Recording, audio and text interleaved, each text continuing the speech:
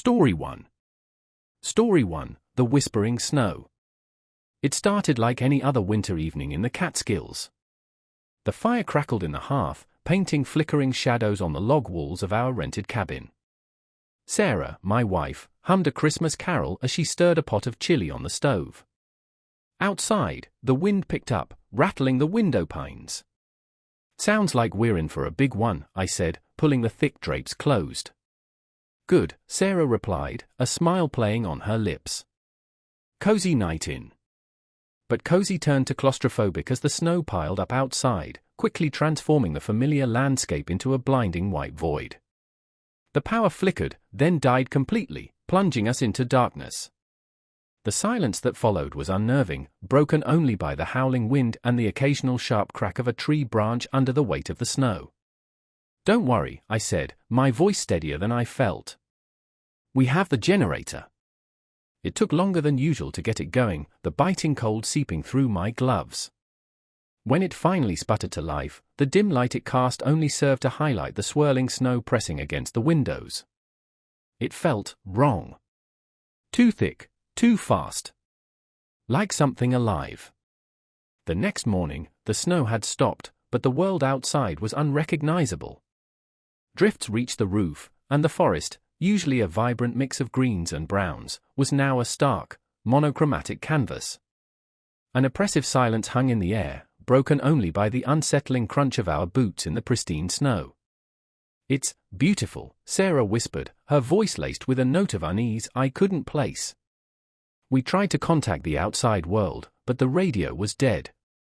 Our cell phones, useless paperweights. We were alone. As the day wore on, the silence began to twist into something else. A low, persistent hum, almost imperceptible, resonated in my bones. I attributed it to the altitude, the isolation, the sheer weirdness of the situation. But Sarah heard it too. "Do you hear that?" she asked, her eyes wide. I nodded, a chill crawling up my spine. The hum grew louder as night fell, accompanied by a new sound, a faint whispering, like the rustle of countless insect wings, coming from beyond the swirling snow. It seemed to be calling to us, beckoning us into the white abyss. We huddled by the fire, the generator our only solace against the encroaching darkness and the unsettling sounds. I tried to rationalize it, blaming the wind, the snow, anything but the creeping dread that was tightening its grip on my sanity. The next day, we ventured out again, desperate to break the suffocating isolation. The snow was different. It no longer crunched under our boots but yielded with a strange, spongy resistance. And the whispering was louder, closer.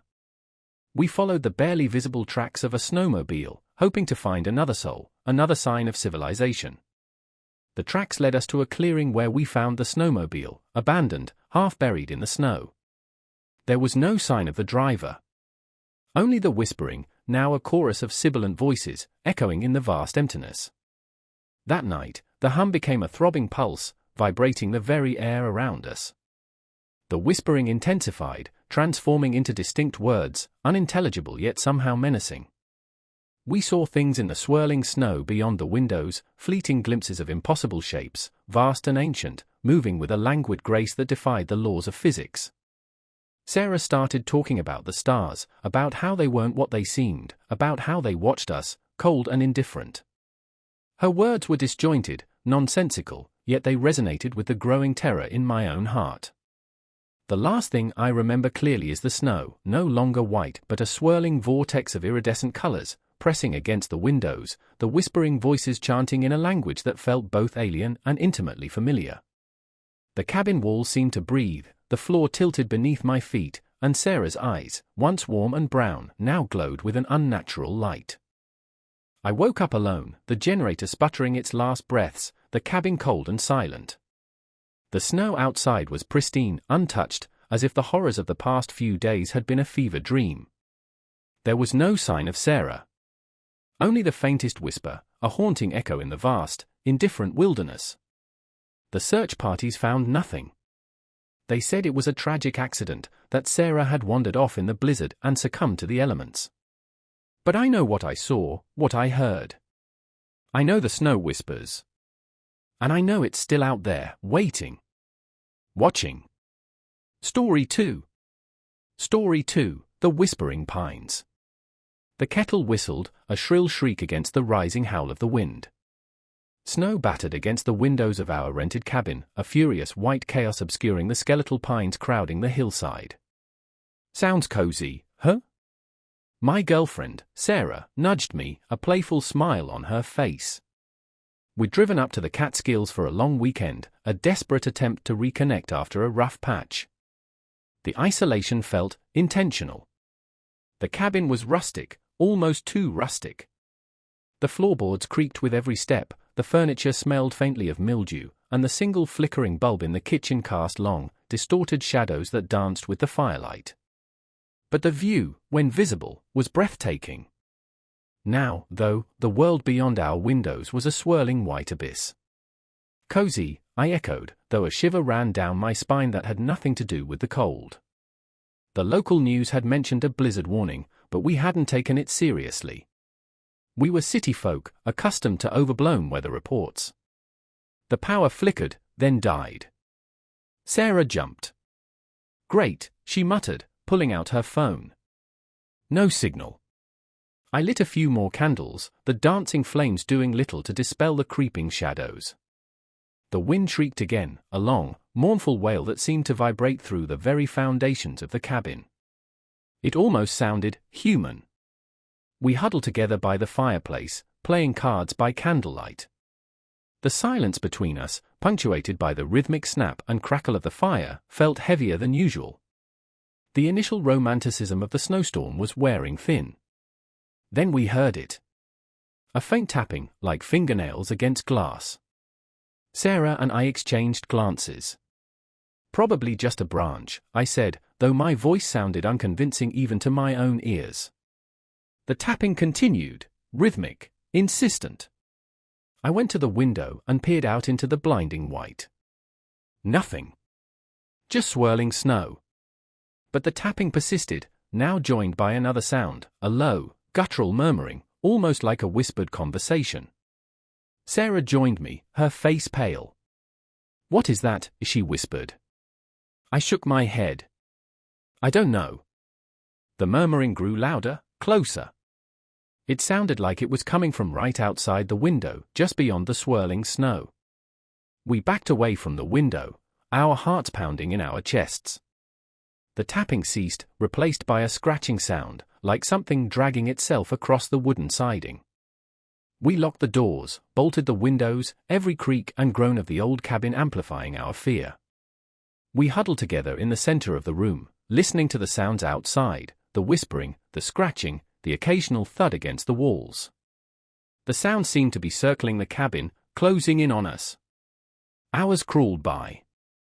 The candles burned low, casting grotesque shadows that danced and writhed on the walls. We barely spoke, our fear too palpable to articulate. Every creak of the floorboards, every rustle of the wind, sent jolts of adrenaline through us. Then, a new sound. A rhythmic thumping, slow and deliberate, coming from the roof. It sounded heavy, like footsteps. Large footsteps. Sarah buried her face in my chest, her body trembling. I held her tight, trying to project an aura of calm that I didn't feel. The thumping continued, getting closer, moving directly above us. Suddenly, the ceiling above us groaned. Dust and plaster rained down. A large crack spiderwebbed across the ceiling, directly above our heads. We scrambled away, just as a section of the ceiling collapsed, revealing a gaping hole and a pair of eyes staring down at us. They were large, dark, and inhuman. They blinked once, twice, then disappeared. We didn't move. We didn't speak. We just stared at the hole in the ceiling, our breath caught in our throats. The sounds outside ceased. The only sound was the pounding of our hearts and the whistling wind outside.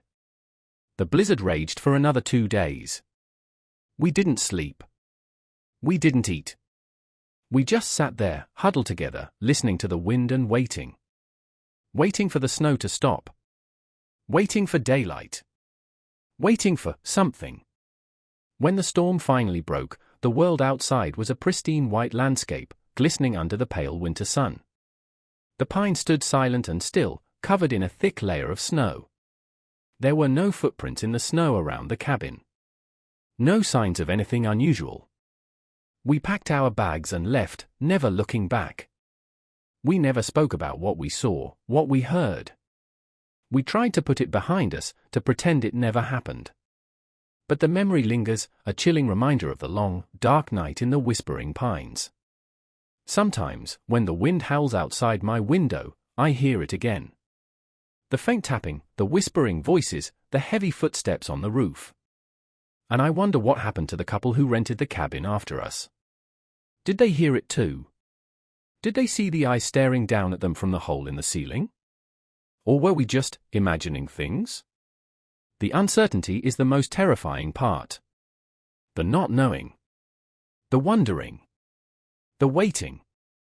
Story 3. Story 3, The Whispering White. The blizzard hit without warning. One moment, I was driving home from visiting my parents, the setting sun painting the Pennsylvania hills in shades of bruised purple and orange. The next, fat, wet snowflakes were slapping against my windshield, the world outside dissolving into a swirling white chaos. Crap, I muttered, gripping the steering wheel tighter. The radio crackled with a weather warning: blizzard conditions, whiteout visibility, stay off the roads. Too late.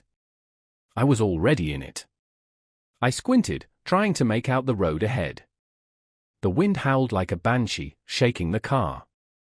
My phone buzzed with a text from my wife, Sarah. Stay safe. Don't try to push it. I typed back, stuck. Think I'll pull over and wait it out, although even as I sent it, I knew that wasn't an option.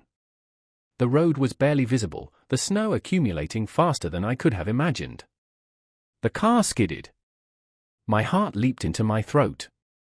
I wrestled with the steering wheel, fighting for control. Then, blackness. When I came to, the airbag stank of gunpowder, and my head throbbed. Disoriented, I fumbled for my phone. No signal. The snow continued to fall relentlessly, piling up against the car doors. I tried the engine, but it only wheezed pathetically. Stranded. Panic gnawed at me. The cold was seeping into the car, a creeping numbness that spread from my fingers and toes. I rummaged in the back seat, finding an old emergency blanket and a half-eaten bag of trail mix. Small comfort. Hours crawled by. The storm raged on, the wind shrieking like a tortured animal. The only sound louder was the frantic hammering of my own heart. I tried the radio again, static. I tried the phone, still nothing. Just the oppressive white silence of the snow-filled world outside. Then, I heard it. A faint whispering sound, carried on the wind. I strained to hear, thinking it was the storm, but it seemed different. More like a voice. A low, guttural murmur, too indistinct to understand. I pressed my ear against the window. The whispering continued, growing louder, closer. It seemed to be coming from the snow itself. A chilling unease crawled over my skin. Suddenly, a dark shape loomed out of the swirling snow. A figure, tall and gaunt, its outlines blurred by the blizzard. I gasped, pressing further back into my seat. The figure moved closer, its movements unnervingly slow and deliberate. Then, I saw its face. Or what should have been a face. It was a smooth, featureless expanse of white, like untouched snow. No eyes, no nose, no mouth. Just nothing. The whispering intensified, a rasping, chilling sound that seemed to vibrate within my skull. The figure reached out a hand, its fingers long and skeletal, and pressed it against the car window. The glass began to frost over, spreading outwards from the point of contact like a malignant growth. Terror gripped me, paralyzing me in my seat. I watched, horrified, as the frost continued to spread, obscuring the figure outside. Then, with a sickening crack, the window shattered. Icy air rushed in, filling the car with a chilling whisper. I screamed, a choked, desperate sound lost in the howling wind. The figure reached inside, its hand brushing against my arm. The touch was like ice, burning cold. I recoiled, scrambling away, but there was nowhere to go. The car was a cage, and the figure was closing in. My hand brushed against something hard on the floor. My father's old hunting knife, forgotten in the back seat. I grabbed it, the cold metal a small comfort in my numb fingers. The figure advanced, the whispering growing louder, morphing into a cacophony of voices, all murmuring, all chanting. The sound was inside my head now, echoing in my skull. I lunged, stabbing wildly at the figure. The knife passed through it, meeting no resistance. The figure didn't flinch, didn't react. It simply continued to advance, its empty face inches from mine. Then, the whispering stopped. The figure paused, its hand still outstretched. Slowly, it tilted its head, as if listening to something beyond my hearing. A new sound emerged from the storm, a low, rhythmic thumping. Growing louder, closer. The figure retracted its hand, turning towards the sound. It hesitated for a moment, then stepped back, melting into the swirling snow. The thumping grew louder, accompanied by a rhythmic crunching sound, like footsteps in the snow. But these footsteps were different. Heavier. Slower. I peered through the shattered window, my breath catching in my throat. A new figure emerged from the blizzard. Larger than the first, its form obscured by the swirling snow. But I could see its hands. Enormous, gnarled hands, stained a deep, crimson red. The thumping grew louder, closer still. The second figure reached out, its massive hand brushing against the side of the car, leaving a smear of crimson in its wake. And then, silence. The storm raged on, but the whispering was gone. The thumping stopped. The only sound was the wind and the frantic beating of my own heart. I huddled in the back seat, clutching the hunting knife, waiting. Waiting for the dawn, waiting for rescue, waiting for something, anything, to break the oppressive silence. But the only thing that broke was the snow, piling up against the car, burying me alive in the whispering white. And as the snow continued to fall, I couldn't shake the feeling that I was not alone. That something was still out there, watching, waiting.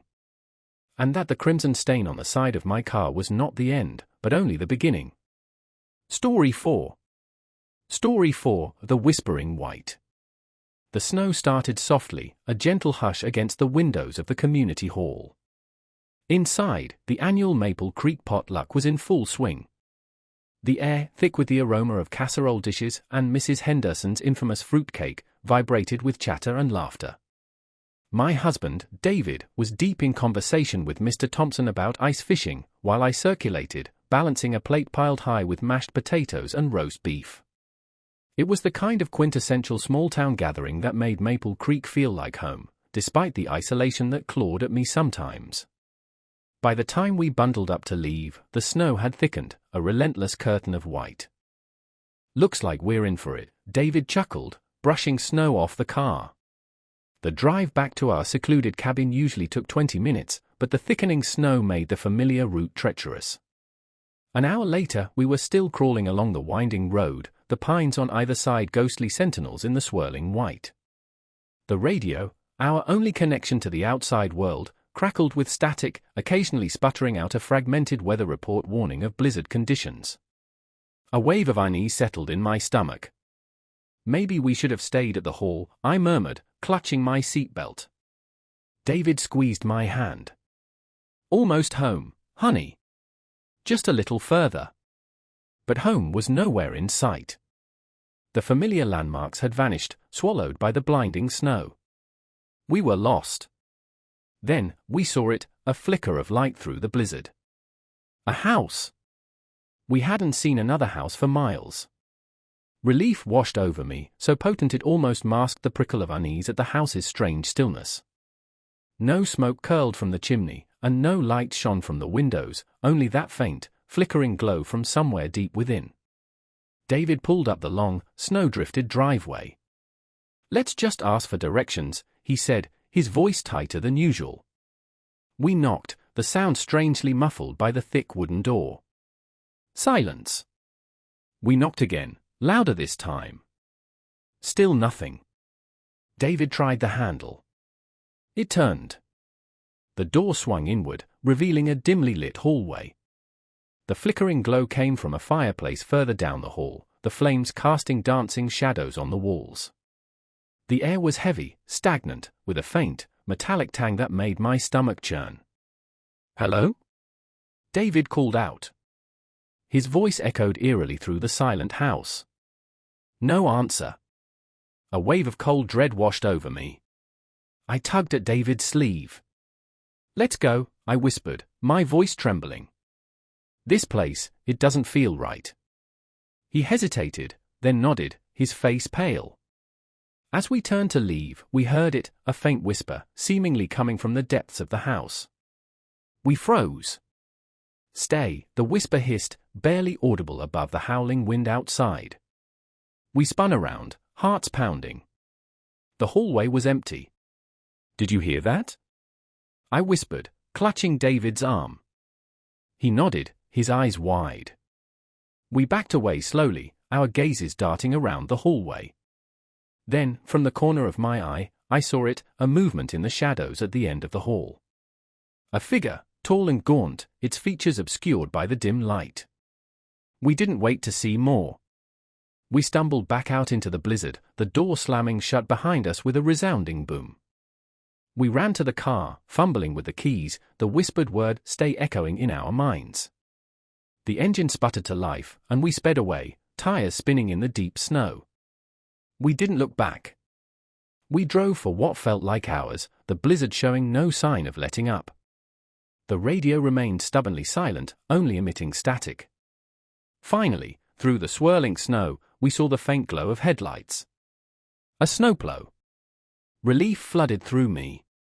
We were saved. The plow led us back to the main road, and from there we managed to navigate our way home. We didn't talk about the house. We didn't talk about the whisper. We pretended it never happened. But the memory lingers, a chilling reminder of that night in the whispering white. I still see the flicker of the fire, hear the chilling whisper echoing in the silence.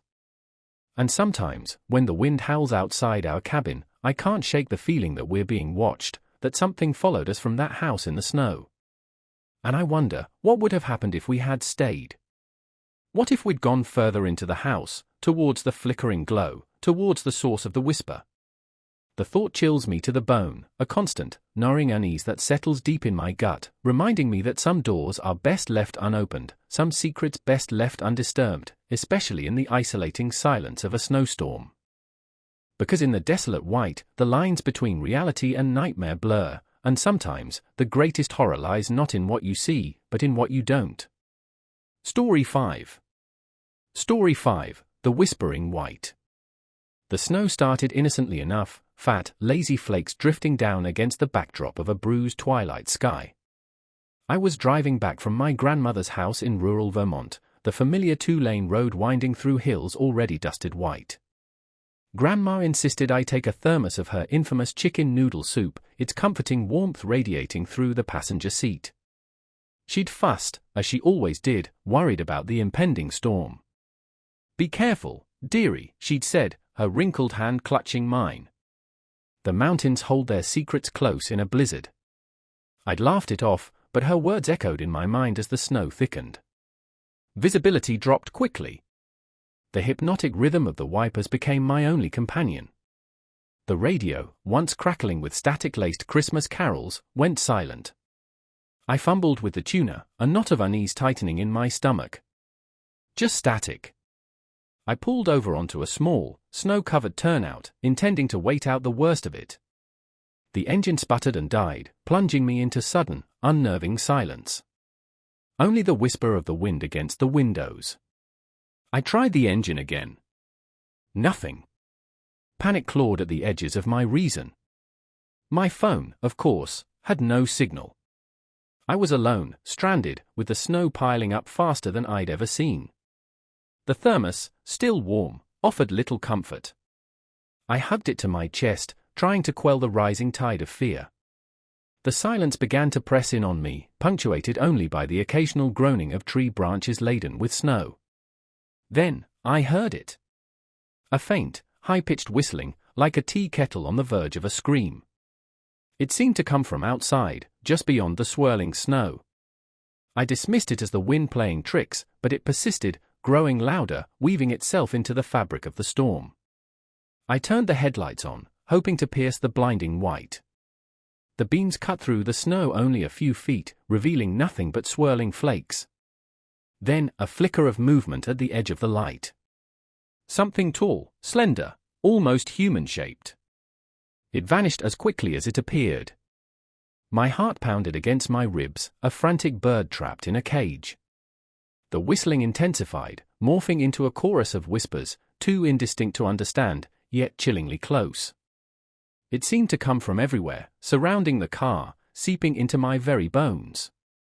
I squeezed my eyes shut, willing it to stop. When I opened them, a face pressed against the passenger window, its features obscured by the swirling snow. It was gaunt, pale, with eyes that burned with an unnatural light. I screamed, a primal sound ripped from the depths of my terror. The face vanished. I fumbled for the car lock, making sure it was engaged. The whispers grew louder, the voices now laced with something that sounded like laughter. The car rocked gently, as if pushed by an unseen hand. I gripped the steering wheel, my knuckles white, every muscle tense. Hours crawled by. Or maybe minutes. Time lost all meaning in that swirling white hell. The whispers continued, their chilling laughter weaving through the roar of the wind. The face occasionally reappeared at the window, always fleeting, always just out of focus. Each time, it seemed closer. Then, silence. The wind died down. The snow stopped. The whispers faded into nothingness. The world outside was bathed in an eerie, preternatural stillness. I cautiously peered through the window. Nothing. Just pristine, untouched snow, stretching as far as the eye could see. No footprints. No sign of the thing that had haunted me through the storm. I tried the engine again. It started immediately, the purr of the motor a blessed sound in the oppressive quiet. I pulled back onto the road, my hand shaking so violently I could barely grip the wheel. I drove as fast as I dared, desperate to escape the suffocating silence of the mountains. I haven't returned to Vermont since. I can't. The memory of that storm, the whispers, the face, it haunts my waking hours and invades my dreams. And sometimes, when the wind howls outside my window, I hear it again. A faint, high-pitched whistling, like a tea kettle on the verge of a scream. And I wonder, what secrets do the mountains still hold, hidden beneath the whispering white?